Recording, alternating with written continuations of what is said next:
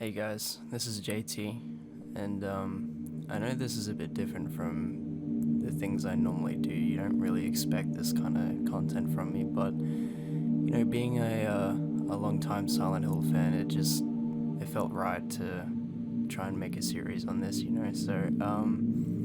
This video will be the first part of a series of me playing through the whole game, and yeah, I hope you enjoy.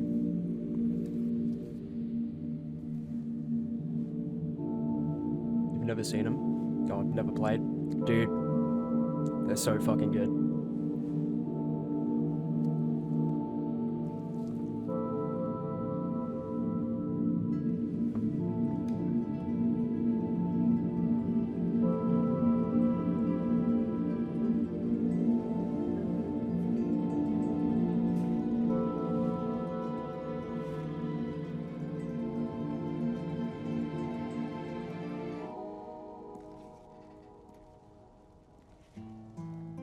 In my restless dreams, I see that town.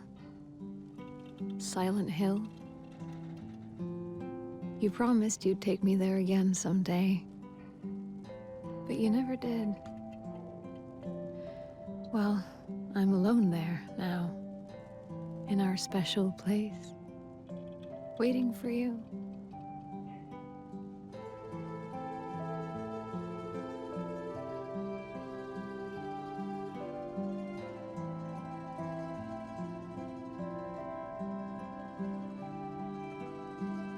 I got a letter. The name on the envelope said Mary. My wife's name. It's ridiculous. Couldn't possibly be true. That's what I keep telling myself. Mary died of that damn disease 3 years ago. So then why am I looking for her? Our special place. What could she mean? This whole town was our special place. Could Mary really be here? Is she really alive? Waiting for me?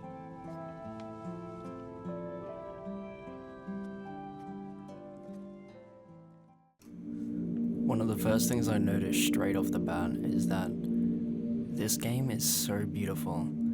Like, they did such an incredible job at recreating such iconic scenes from this game, and walking around for the first time and just taking in the environment, it felt so good.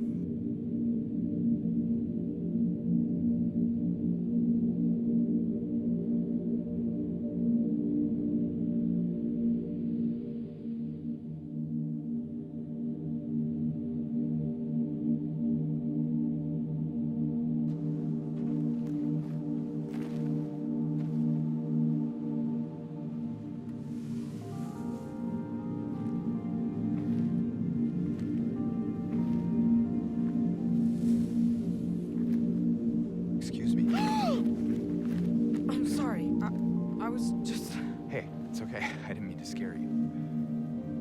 I'm kind of lost. Lost? Bro, these graphics are fucking nuts. Yeah, I'm looking for Silent Hill. Is this the right way? Yeah. It's hard to see with this fog, but there's only the one road. You can't miss it. Thanks. But I think you should stay away.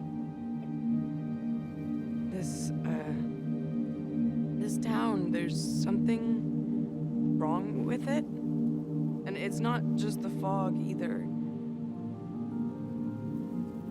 Is it dangerous? Maybe. It's kind of hard to explain, but I'll be careful. I'm not lying. No, I believe you. It's just... I guess I don't really care if it's dangerous or not. I'm going either way. But why? I'm looking for... someone.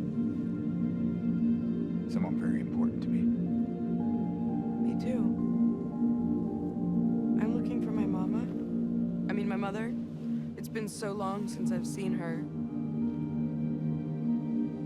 I thought my father and brother were here, but I can't find them either.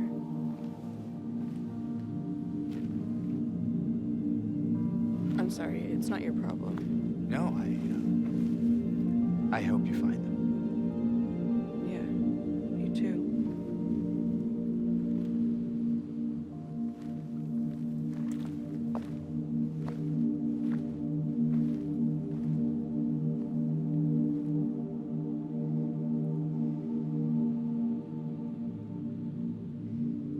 This is so cool. It's like they used like the exact same script from the original. I was not expecting that. That's like one for one, like exactly the same dialogue.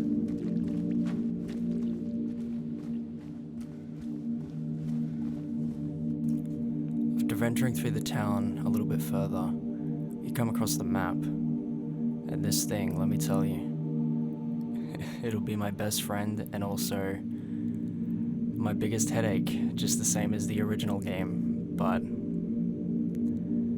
we're gonna make good use of it.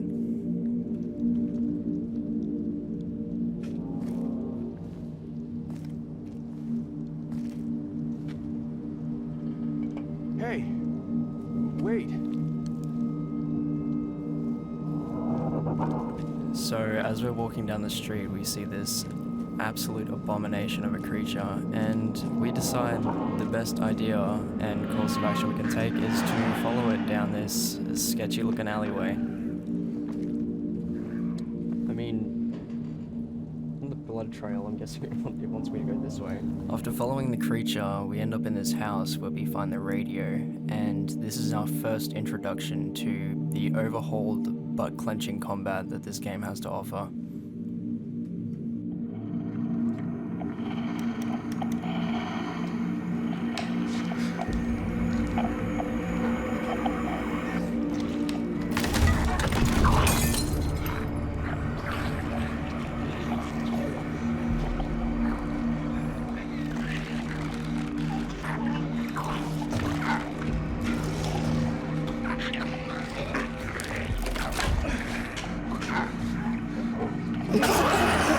We better beat his ass.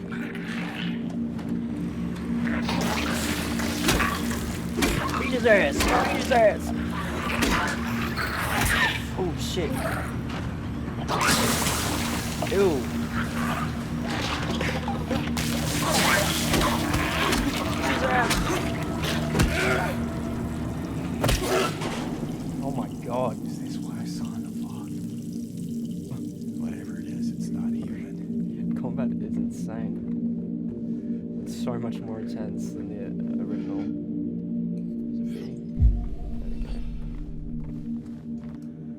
After coming across this corpse on the middle of the road, we discovered that our first point of interest is this place called Neely's Bar, so that's where we're heading next.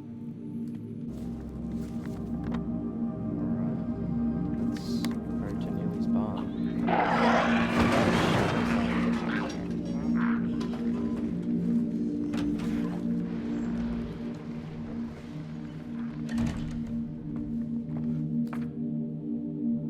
I don't know what got into him. He just started smashing the thing, had to throw him out. He ran off, cried he'd fix everything.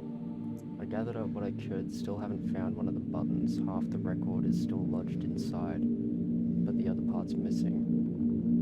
Figure he must have taken it. Come to think of it, he did run towards Groovy. Anyway, maybe go check up on him, see if he's alright. He lives over at Saul by the pharmacy, apartment 9. So after reading this note that we found at Bar Neely's, we discovered that we need to track down half of a vinyl record and a new button for the jukebox. And this note gives us 2 key hints about where we can find those items. So next we're going to be heading over to the Groovy record store and the apartments down on Seoul.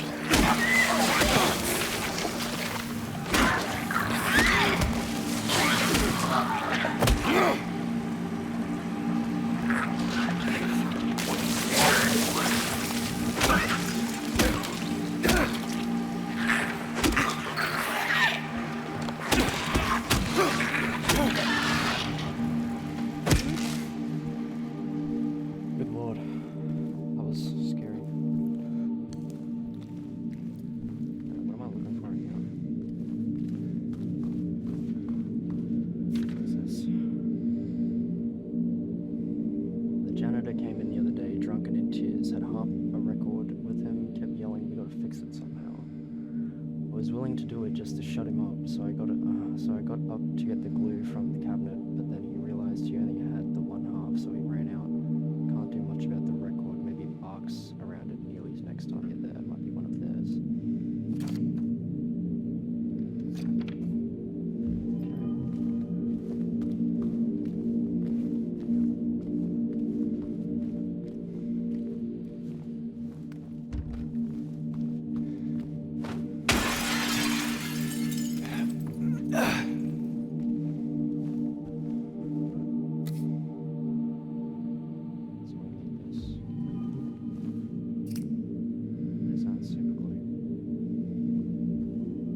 So after exploring their groovy record store, we find half the vinyl record and a tube of super glue. So now next on our list is to go to the apartments on Seoul Street to track down the missing button from the jukebox. And after wandering around the apartments for a little while and getting more lost than I'd like to admit, we find this suspicious looking hole on the wall which gives us the button for the jukebox.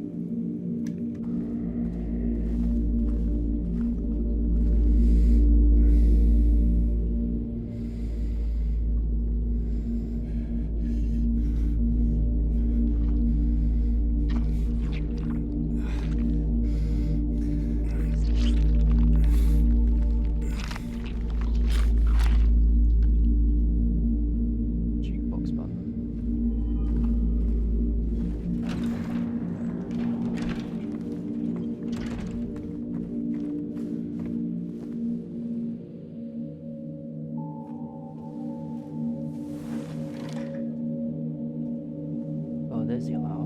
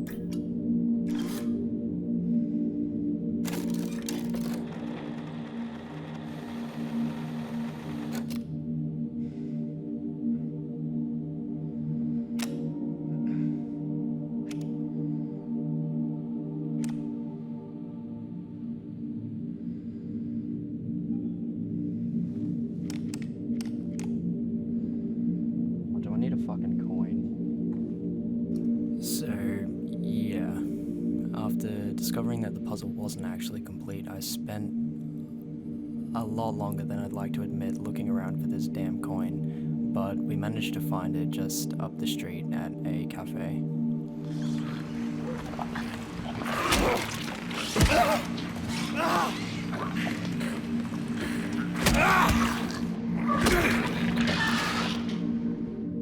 So after finding the coin at the cafe, we head back to the bar to complete the jukebox puzzle, and we get to hear this nice little tune.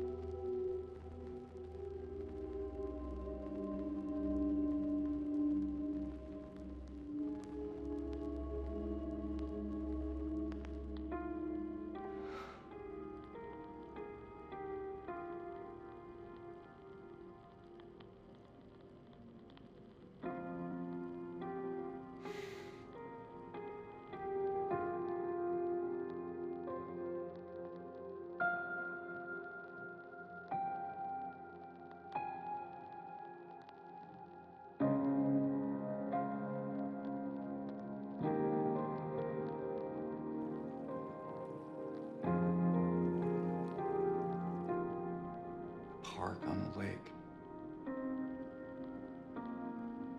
We spent the whole day there. Just the two of us staring at the water.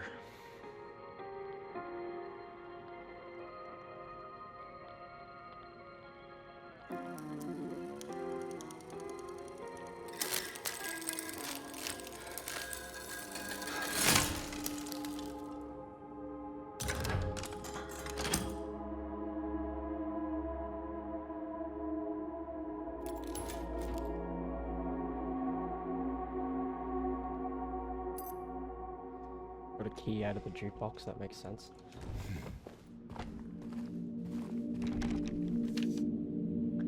He came back after you left. It's fine. He didn't try anything. He just seemed sad. Mumbled something about getting out of town with someone. I wasn't gonna let him drive in his condition, so I locked him out. His car should be out back. Maybe check if it's still there by morning. It's the greenish blue one, plate number ending with 06, I think. So after we read this note, we go outside to look for the car that was mentioned, and right next to the car we find this old bloody jacket that contains the key for the Woodside Apartments, so that's where we'll be heading next.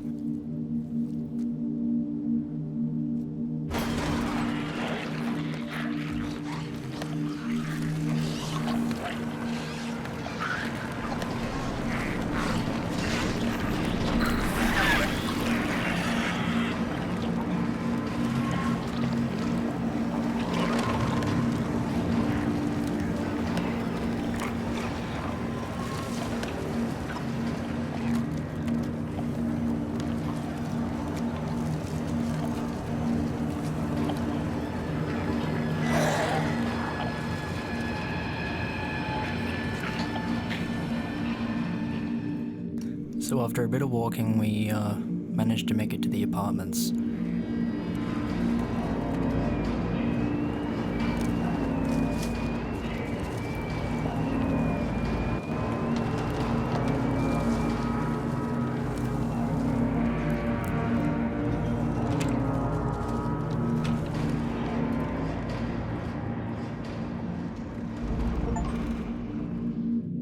After going into the reception area, we pick up some handgun ammo, and we walk over and uncover this puzzle that we're going to have to come back to later.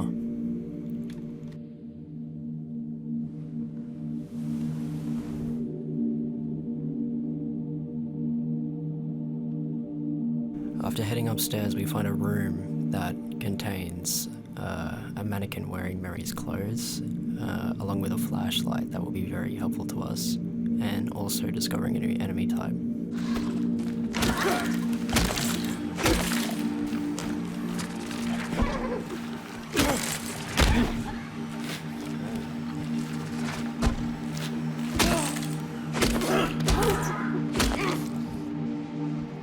These clothes.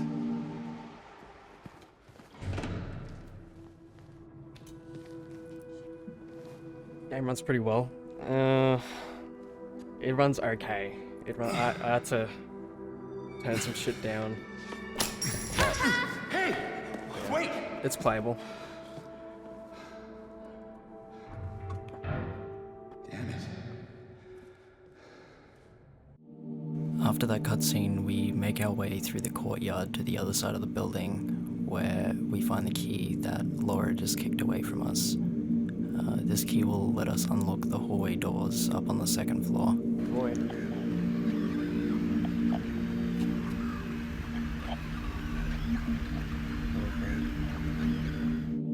After a bit more exploring, we come across a room where we find a handgun and a shopping trolley.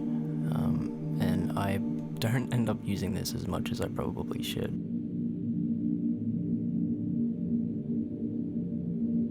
After this, after I find the handgun, I get a bit stuck and I wander around aimlessly for the next, I'd say about 45 minutes, just with absolutely no clue on what I'm supposed to be doing or where I'm supposed to be going, which holds true to the original, but I felt myself getting a bit more lost in this than the original game. But after some mind-numbing walking around and just being lost, I finally made some progress.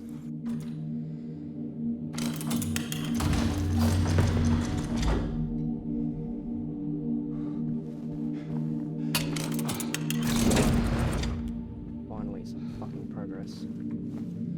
What the fuck? Wait, is that?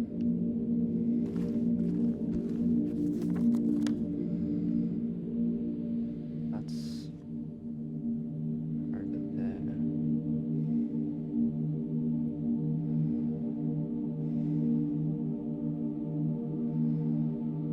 How the fuck do I get over there? So, after taking the doorknob that we got from the wardrobe downstairs, we used it on a different wardrobe upstairs, which gives us access to a peephole that lets us see into the next room we need to be into. But I didn't realize that all you had to do is just move the wardrobe to get into that room. So I spent another good 20 minutes wandering around, wondering what I was meant to be doing. And then I finally come back to the wardrobe and feel like an absolute idiot.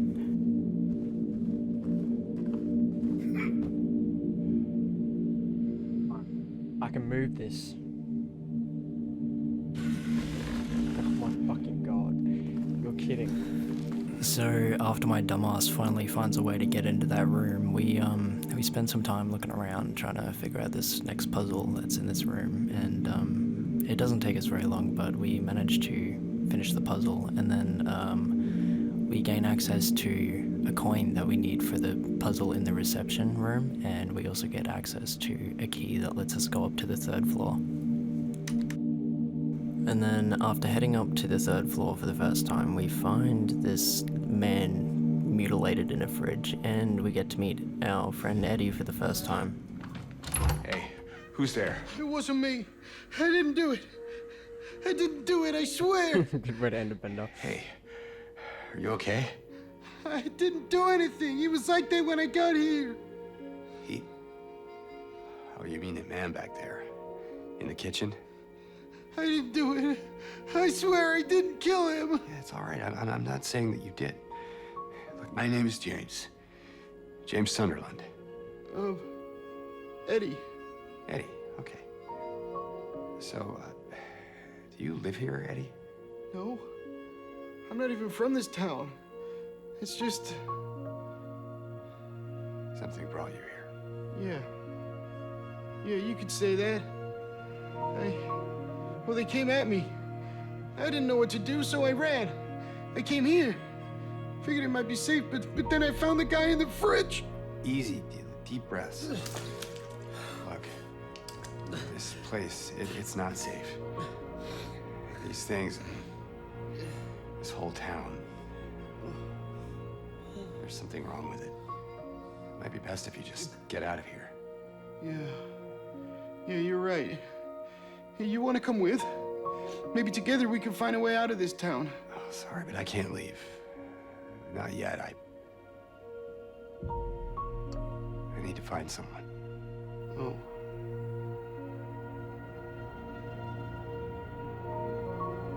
And Eddie, be careful. Yeah, you too.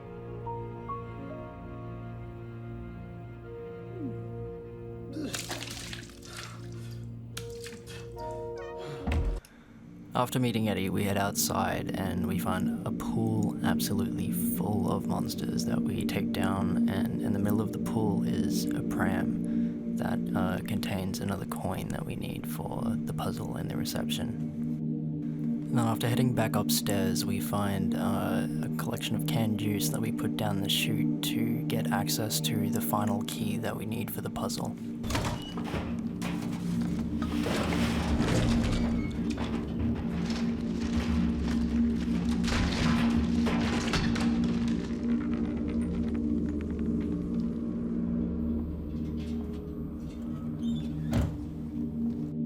So after heading back outside to get the coin that we need for the puzzle, we go and pick it up and we go and solve the puzzle.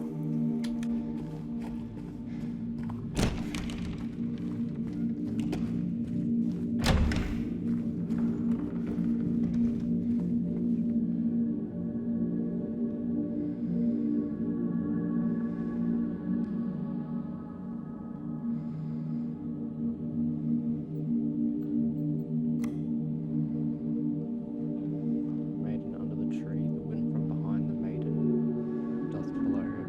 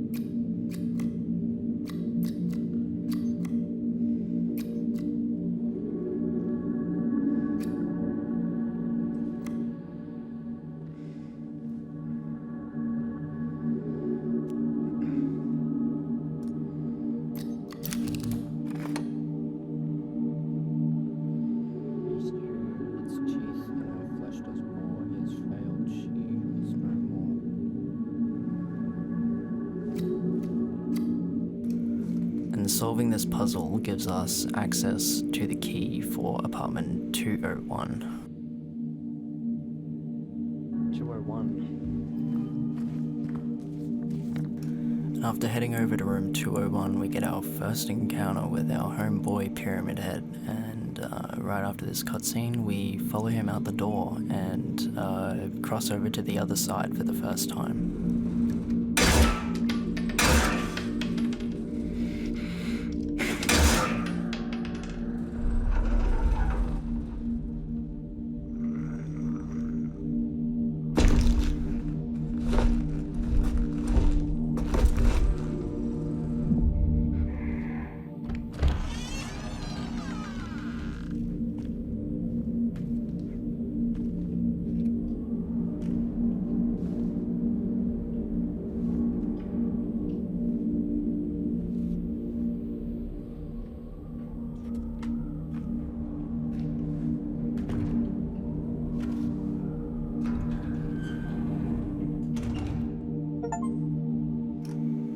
After making our way around and exploring the Nightmare world for a little while, we come across the clock puzzle, which we need to now find 3 clock hands to complete this clock puzzle.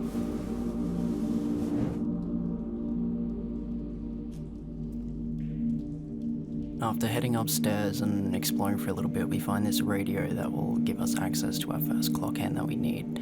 But to bring down this radio, we need to turn a series of valves that will release the chains from the wall and make the radio drop.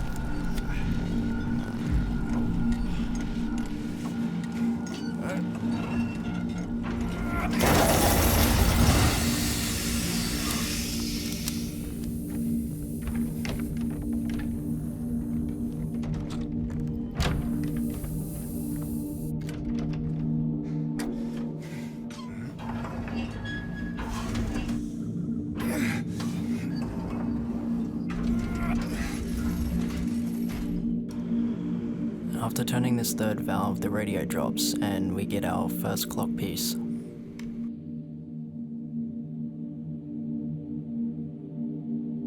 then after we make our way back to the clock, I placed the hour hand into the clock, but this is where I was about 3.5 hours into my playthrough, so I was starting to get a bit tired, and I wandered around for another 30 minutes, getting lost again, and decided to just call it quits.